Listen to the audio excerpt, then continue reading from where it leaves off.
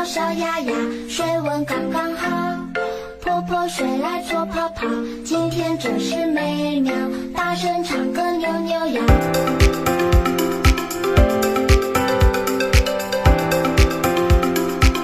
Di sini saya akan menjelaskan definisi mengenai perencanaan karir. Perencanaan karir itu menurut Hennis Mamara 2014 adalah urutan dari kegiatan-kegiatan yang berhubungan dengan pekerjaan yang dijalani seseorang sepanjang hidupnya.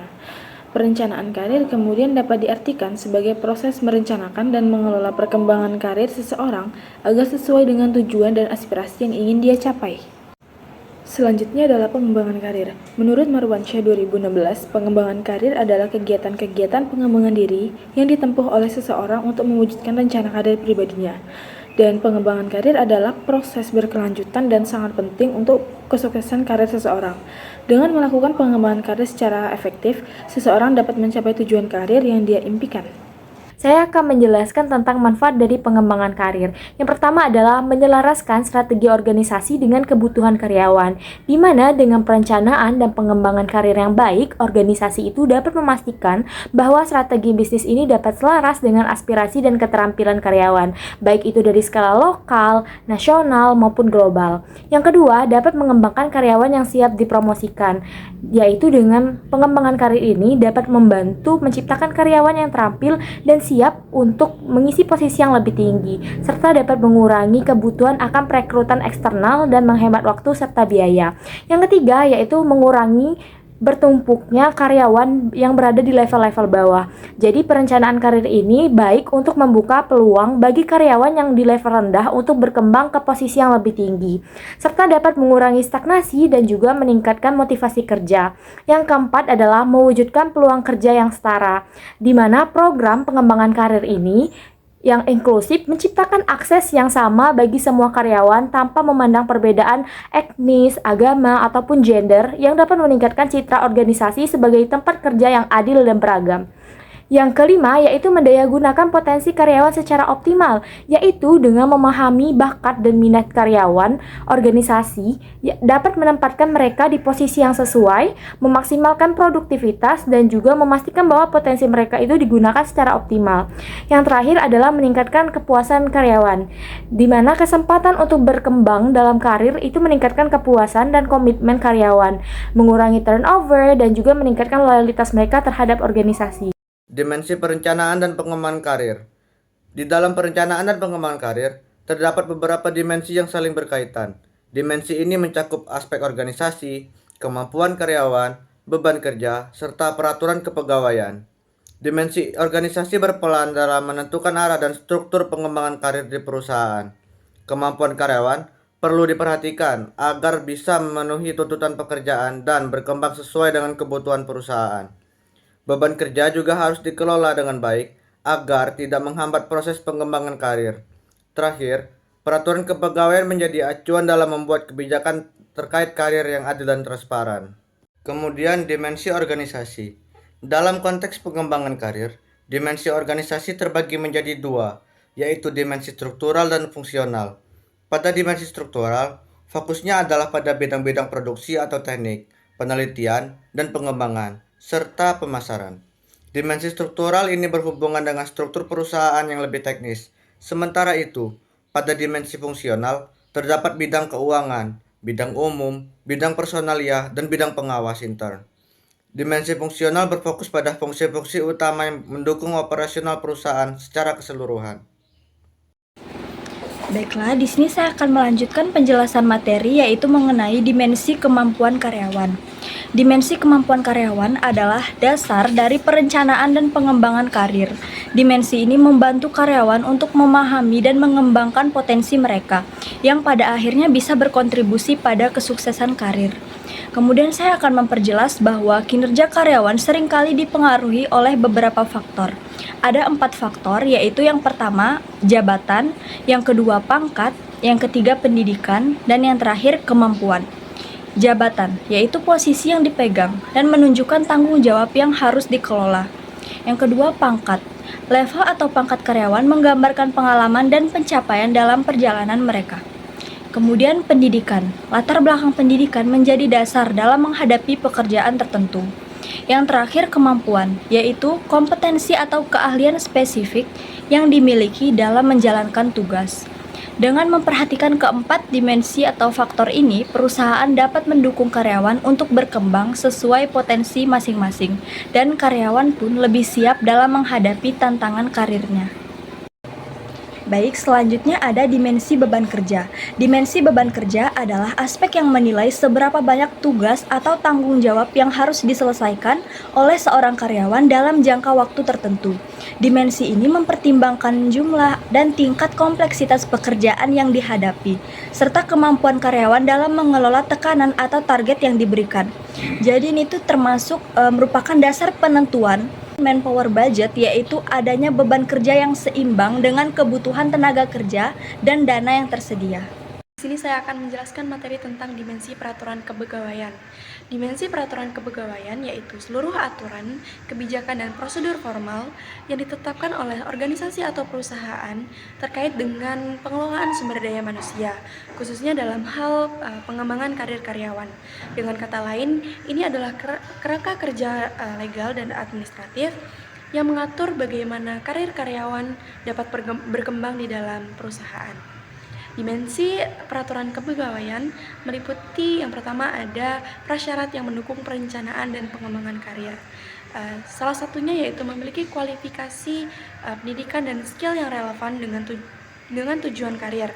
Kemudian memiliki tujuan karir yang jelas. Yang kedua ada pola dasar perencanaan karir, meliputi analisis diri yaitu menilai minat, nilai, keahlian untuk menentukan arah karir yang sesuai. Yang ketiga, prasyarat yang mendukung perencanaan dan pengembangan karir berdasarkan pola rekrutmen dan orientasi karyawan, yaitu rekrutmen harus diikuti dengan latihan prajabatan yang kebijaksanaannya telah diatur oleh kepegawaian yang berlaku. Yang kedua, ada penelitian jabatan yang meliputi job specification, job description, dan job classification. Saya akan masuk kepada bentuk pengembangan karir. Jadi di sini kita akan membahas berbagai cara untuk mengembangkan karir. Setiap orang tuh memiliki kesempatan untuk berkembang, dan beberapa cara yang bisa dilakukan adalah satu, promosi. Ini tuh adalah kenaikan jabatan ke posisi yang lebih tinggi. Biasanya disertai tanggung jawab dan gaji yang lebih besar. Lalu yang kedua ada transfer, itu pindah ke bagian lain tetapi masih di level yang sama. Ini biasanya untuk mempelajari hal-hal baru atau menambah jaringan di perusahaan.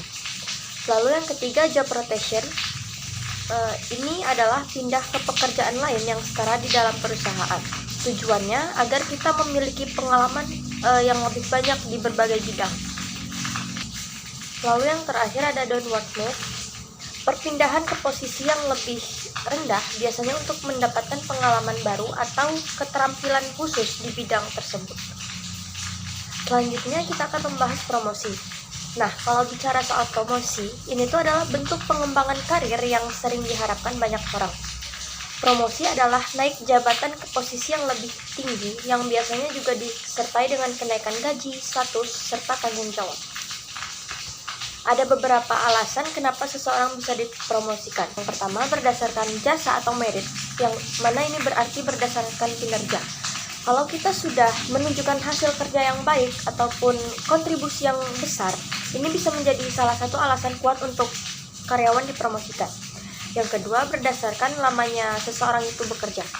Terkadang lama bekerja juga dapat menjadi dasar promosi karena sudah dianggap memiliki banyak pengalaman di perusahaan tersebut. Promosi ini bukan cuma soal naik jabatan, tetapi juga bentuk apresiasi perusahaan atas kerja keras karyawan. Jadi ini tuh adalah kesempatan yang bagus untuk berkembang dan memberikan kontribusi yang lebih besar di perusahaan tersebut. Saya akan melanjutkan materi selanjutnya, yaitu job relation. Jadi, rotasi pekerjaan adalah proses pemindahan seseorang dari suatu pekerjaan ke pekerjaan lainnya.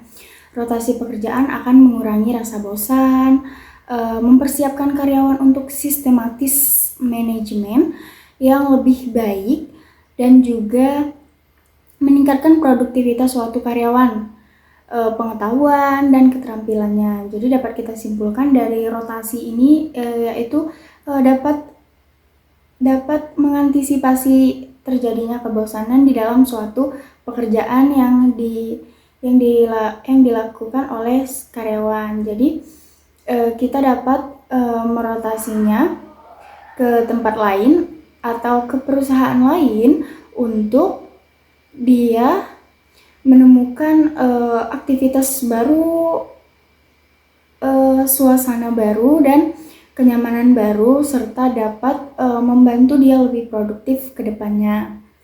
Oke, selanjutnya itu ada transfer, di mana transfer adalah perpindahan karyawan dari satu posisi ke posisi lain. Nah, ini jelas berbeda dengan job relation tadi, yang dimana ini adalah